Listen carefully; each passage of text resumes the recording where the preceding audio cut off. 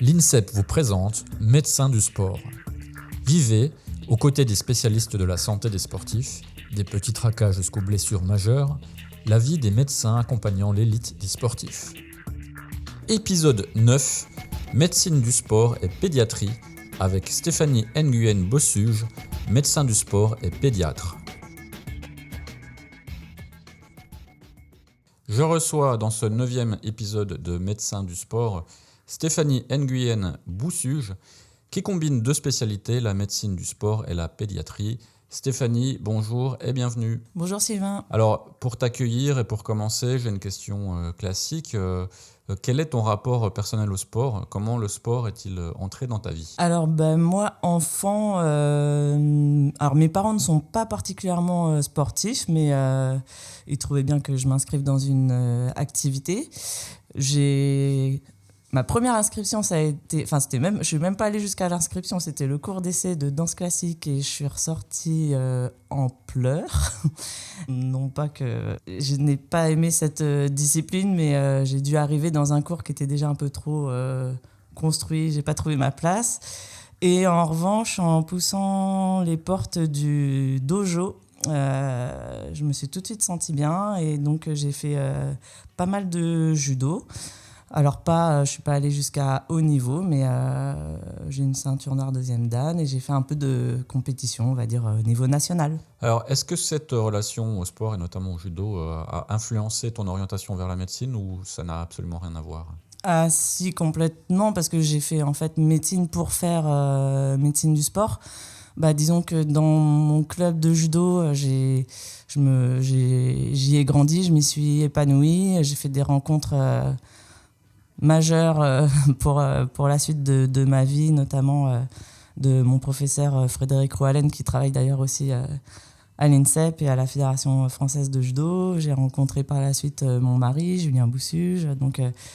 Et puis voilà, j'ai vraiment tous mes meilleurs amis, tous mes amis d'enfance que j'ai rencontrés dans ce club. Donc ça m'a apporté plus que le sport, vraiment un état d'esprit. Et du coup, ensuite, quand j'ai voulu réfléchir à une orientation, je me voyais en fait bien travailler dans le monde du sport. Et donc voilà, j'ai fait médecine pour faire médecine du sport. Alors, médecine du sport, mais aussi pédiatrie. Alors, pourquoi avoir choisi cette spécialisation ? Qu'est-ce qui t'attirait dans cette discipline ? Oui, c'est vrai qu'après, la médecine du sport en soi n'est pas une spécialité à part entière. Donc, on a différentes voies pour y accéder. Donc là, on va dire les deux voies les plus classiques actuellement, c'est médecine générale et MPR, médecine physique réadaptation. En fait, en 2e année de médecine, j'ai rencontré un médecin qui travaillait à l'INSEP, docteur Jean-Yves Vandenstein. Et je suis venue taper à sa porte et assister à des consultations de temps en temps avec lui. Au moment de faire le choix de la spécialité, au moment du concours de l'internat, déjà, est-ce que je devais faire une spécialité ou pas ? Donc, en gros, lui m'a conseillé de faire une spécialité, que ce serait toujours ça que j'apporterais en plus à la médecine du sport. Et mon choix s'est dirigé vers la pédiatrie. Aussi parce que c'est un public qui me fascine, qui m'attire, que ça soit la petite enfance ou l'adolescence.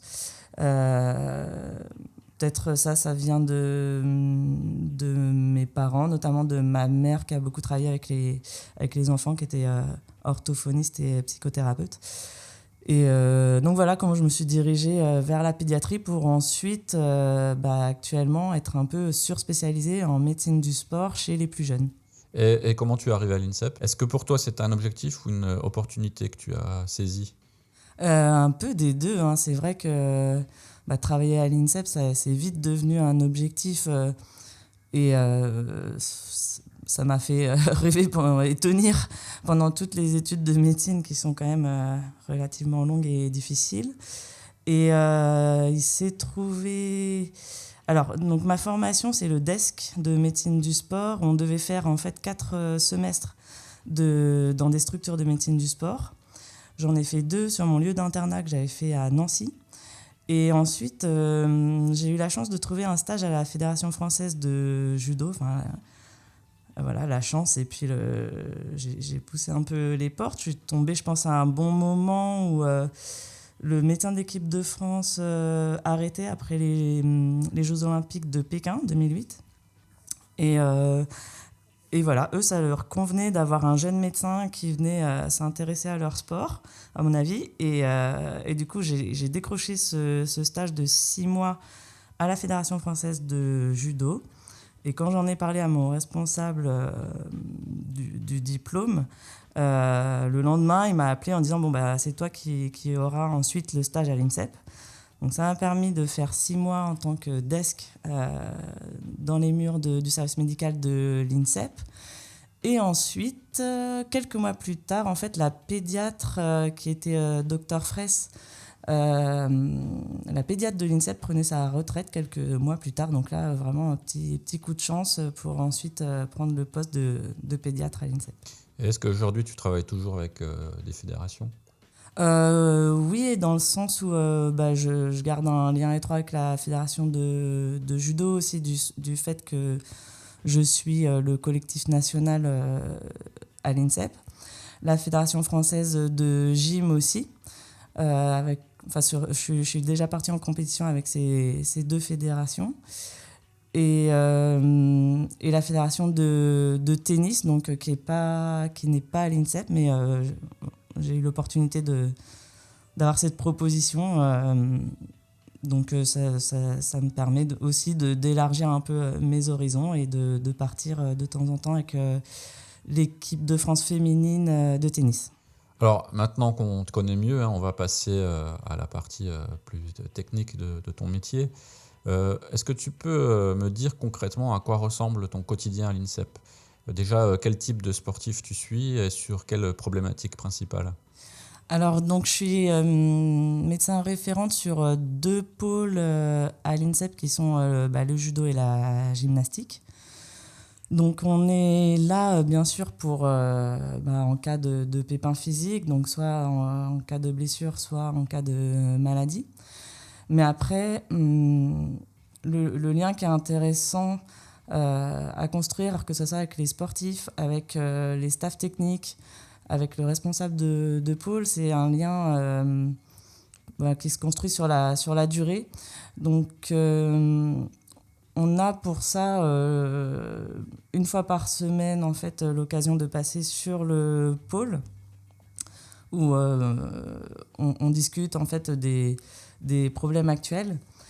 Mais c'est quand même l'occasion aussi de créer un lien de confiance et qui nous permet ensuite vraiment de travailler en collaboration, parce qu'il ne faut pas se mentir, dans le haut niveau, on va avoir, si on schématise, on va avoir les médecins qui vont être là vraiment pour la protection de la santé, qui vont, on va dire, annoncer des délais de repos, de récupération qui paraissent toujours trop longs au sportif lui-même et à son staff technique. Mais après, c'est vrai que quand on arrive à créer une vraie relation de confiance et de dialogue, c'est là où ça marche, quoi. Donc c'est un travail de longue haleine, j'ai envie de dire. Alors, je voudrais qu'on s'arrête plus spécifiquement sur ton travail avec les jeunes, sur ton côté pédiatrie. Chez les jeunes athlètes, est-ce qu'il y a des spécificités médicales qui sont importantes à prendre en compte, et notamment par rapport aux adultes ? Oui, bien sûr. Déjà sur le plan physique, il y a des pathologies en fait qui sont très spécifiques de la croissance, qui vont atteindre les cartilages de croissance, qui vont atteindre les noyaux cartilagineux. Donc les diagnostics sont différents en fait. Ce ne sont pas les mêmes pathologies dans l'enfance ou dans l'adolescence qu'à l'âge adulte. Et puis après, il y a tous les aspects psychologiques qui sont vraiment spécifiques d'un jeune en construction. avec peut-être encore plus de pédagogie à avoir, avec tous les aspects d'éducation. Alors à l'INSEP, les jeunes ils arrivent déjà à un âge quand même, on va dire, avancé dans l'adolescence, puisque c'est 14-15 ans. Donc ils ont pour certains déjà un passé dans des CREPS, dans des structures de haut niveau. Mais on voit que souvent, il faut à nouveau réinsister sur l'éducation, l'hygiène de vie. Donc ça c'est aussi un point important de mon travail. Alors, j'imagine que tu vois aussi des sportifs en pleine croissance, qui peut être, j'imagine, un moment de fragilité. Et dans ce cas-là, est-ce qu'il y a des risques majeurs que tu observes et comment tu les anticipes ? Les risques traumatiques liés à la croissance, en fait, il y a deux types. Il va y avoir les blessures, les traumatismes aigus, et puis les micro-traumatismes répétés par surutilisation. Les traumatismes aigus, on a beau savoir par des statistiques que c'est vrai qu'ils sont plus fréquents au moment du pic de croissance. C'est quand même difficile à anticiper et à dire. Alors, on en parle avec les entraîneurs, clairement. On dit, voilà, il est dans sa période de pic de croissance. C'est ça qu'on doit détecter, c'est le pic de vélocité de croissance. Ça peut être une période plus traumatogène, avec plus de fatigue, etc. Mais malheureusement, on ne peut pas éviter tous ces traumatismes aigus. Sur les traumatismes de surutilisation, on a plus de facilité à adapter en fait l'entraînement en qualité et en quantité. Donc c'est vraiment ce type de discussion qu'on a au quotidien. En fait, c'est vrai qu'on en parle plus lors de nos réunions hebdomadaires, mais on a souvent les entraîneurs au téléphone, les kinés, les préparateurs physiques, pour en fait adapter les charges d'entraînement. Voilà, vous connaissez la pathologie d'Osgood-Schlatter, par exemple. Alors, finalement, ce n'est pas celle qu'on a le plus souvent à l'INSEP, parce qu'on sait bien la prévenir avec une bonne préparation physique. Mais on a toutes sortes d'autres pathologies de croissance sur différentes articulations, sur le dos, qui peuvent survenir. Tu peux détailler un peu, donner quelques exemples et expliquer de quoi il s'agit ? Donc, la plus connue, la maladie d'Osgood-Schlatter, elle va concerner le genou et en fait l'attache du tendon rotulien au niveau du tibia, qui s'appelle la TTA, la tubérosité tibiale antérieure. Et en fait, à cet endroit, il y a une zone de fragilité, puisqu'il y a un peu de cartilage de croissance, donc d'os en fait qui est immature, qui n'est pas encore minéralisé, donc qui est plus fragile. Et les tractions du tendon rotulien répétées à cet endroit-là vont entraîner une souffrance de cette zone. Donc ça se manifeste par une douleur au niveau du devant du tibia, là, sous la rotule. Mais ça peut avoir des complications graves, jusqu'à l'arrachement de la TTA, des fractures qui peuvent se prolonger vers le cartilage de croissance tibiale. Donc voilà, ça c'est l'exemple le plus connu, on va dire, de pathologie des noyaux osseux. Mais comme je vous disais, celle-ci, en fait, elle est très fréquente en ville. J'ai aussi des consultations extérieures des jeunes alentours, des jeunes sportifs alentours. Mais c'est vrai que les sportifs de l'INSEP n'ont plus cette pathologie, je pense, parce qu'ils sont un petit peu plus vieux et qu'ils ont su la prendre en charge avec un bon renforcement au niveau quadriceps, une bonne proprioception, des bons étirements. Mais on peut retrouver en fait des pathologies équivalentes au niveau du dos, donc ça s'appelle la maladie de Scheuermann, au niveau du bassin, avec les noyaux osseux au niveau du bassin fusionnent très tard. Ça peut aller jusqu'à 20-22 ans. Donc on peut se retrouver avec exactement ce type de pathologie au niveau des épines iliaques en fait. C'est le plus fréquent. Et quid de la charge d'entraînement et notamment je pense à la préparation physique parce qu'il y a beaucoup de jeunes qui arrivent à l'INSEP et qui ne sont pas encore tout à fait au top dans leur musculation spécifique pour leur sport. Est-ce que parfois il peut y avoir des athlètes qui vont trop fort, trop loin, trop vite, du coup il faut les prendre en charge? Oui, alors ça, je pense qu'il y a eu quand même beaucoup de progrès dernièrement, on va dire dans les 10 dernières années, sur justement la préparation physique chez les jeunes. Parce que je pense que c'est quelque chose qui n'était pas assez fait, en fait, où les jeunes s'engageaient trop tôt, trop vite et trop fort dans une discipline, avec finalement des gestes très répétés trop souvent et sans justement avoir la préparation physique nécessaire.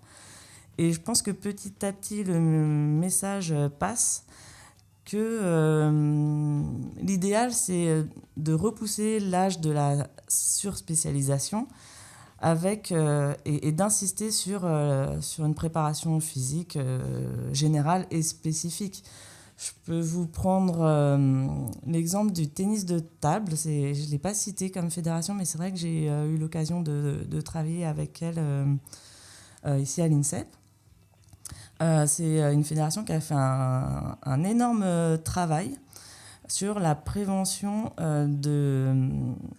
de l'arthrose de hanche, parce qu'on s'est retrouvé avec des jeunes pongistes qui développaient des chondropathies de hanche très précocement, à l'âge de 20 ans, 22 ans, et ils avaient des usures prématurées de leur cartilage au niveau de la hanche. Et donc on s'est demandé un peu quelles pouvaient être les causes. On pense que justement le fait de répéter des gestes plusieurs heures par jour, tous les jours de la semaine, ont pu amener à commencer à déformer un petit peu la tête du fémur, et que par la suite, avec une surcharge quotidienne,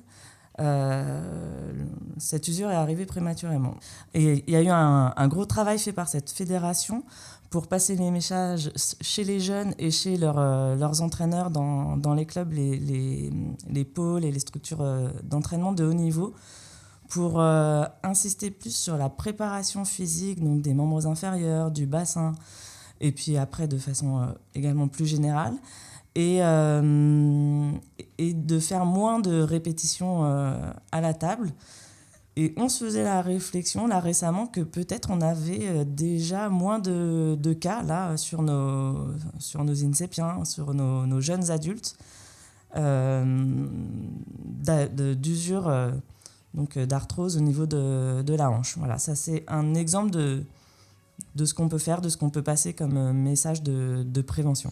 Justement, est-ce que tu es parfois amené à freiner un athlète ou même un encadrement en voyant bien que la santé, à un moment donné, doit primer sur la performance? Et dans ce cas de figure, comment les décisions sont-elles reçues par l'athlète? Ça, c'est vraiment tout l'enjeu, on va dire, au quotidien de notre rôle ici à l'INSEP. Ne jamais perdre de vue que notre rôle en tant que médecin ici, c'est la protection de la santé de nos sportifs. Même si eux ont en tête uniquement la performance, évidemment qu'on les accompagne vers cette performance, mais voilà, notre rôle, c'est vraiment à tout moment de penser à leur santé, et à court terme et à long terme, donc en post-carrière. Donc c'est ce que j'évoquais tout à l'heure, c'est qu'on a des périodes de compétition intenses ou très importantes où nous, en tant que médecins, on va on va se dire, bon, là, l'idéal, ça aurait été qu'il y ait une période de repos plus longue. Mais bon, comment on fait? On va essayer d'adapter un maximum, d'éliminer tous les mouvements qui font mal, de diminuer la quantité de répétitions. Et c'est là où le dialogue il est très important avec le staff technique. Parce que, évidemment, la solution de facilité, ça serait de dire, allez, repos complet, tant de semaines, et puis voilà.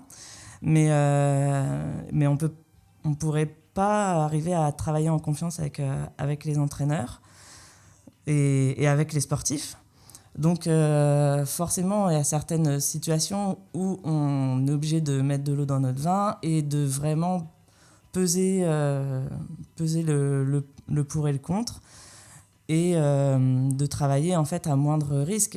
Et nous, notre rôle, c'est vraiment d'avoir cette vision à long terme, de savoir dire stop quand on sait qu'on s'expose à des séquelles, à des risques trop importants ou à des séquelles qui pourront rester pour le reste de sa carrière, voire de sa vie post-carrière, où là, il faut qu'on soit ferme. Et puis d'autres fois où on se dit, bon, là, ok, on peut essayer de lui faire de lui faire passer cette épreuve avec un strap, et par contre, si derrière, il peut se reposer 3 semaines, ce sera un moindre mal. Mais c'est vrai que c'est souvent, en fait, de ces situations-là à gérer dans le haut niveau, c'est vraiment notre quotidien. Alors, j'ai une question par rapport aussi à tes relations avec le reste du staff, notamment médical ici à l'INSEP. Je pense aux autres médecins du sport, aux kinés, et puis aussi à l'entourage des athlètes, les préparateurs physiques, les entraîneurs. Toi, tu as une spécialité qui est la pédiatrie. Ces gens-là ne sont pas forcément au fait des aspects spécifiques d'un athlète en pleine croissance. Est-ce que toi, dans ton rôle, il y a aussi un rôle d'accompagnement et puis voire de pédagogie en fait, avec tous les gens qui sont dans l'entourage du sportif? Oui, c'est vrai que parmi mes collègues, de toute façon, notre équipe est faite de collègues qui ont chacun leur spécialité. Et ça, c'est vraiment la richesse de travailler en équipe à l'INSEP, c'est qu'on peut tout le temps demander un avis à un collègue, on travaille en staff. Donc que ça soit parmi mes collègues médecins ou kinés, c'est vrai que s'ils ont un problème spécifique concernant un jeune, ils vont venir me poser la question. S'il y a des soucis qui vont toucher plus particulièrement l'adolescence,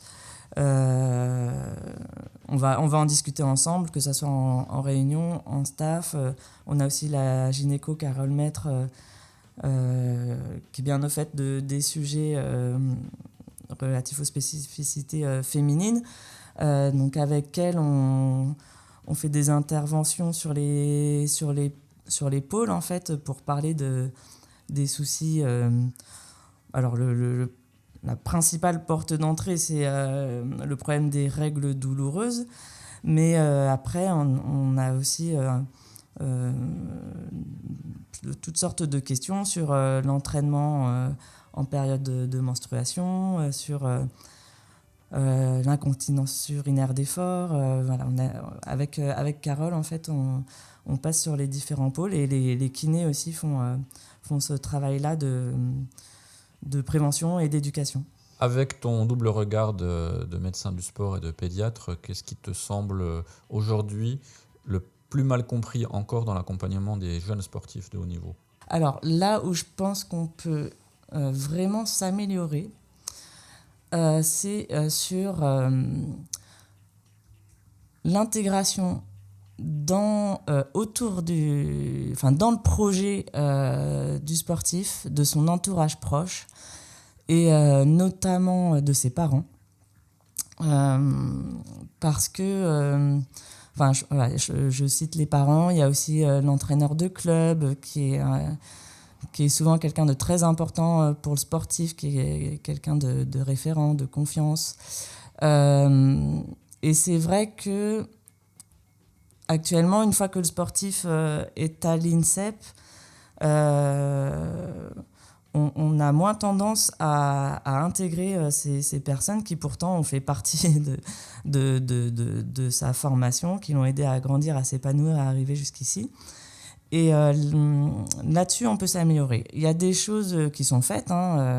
Quand on accueille les parents, on leur dit bien qu'on est joignable, etc. On appelle les parents, mais quand il y a un problème, en fait, quand il y a un souci particulier ou quand il y a une blessure un peu difficile à comprendre, qui traîne un petit peu, bon, on va appeler les parents, mais je pense qu'on pourrait s'améliorer parce qu'ils ont un rôle majeur, en fait, sur le... je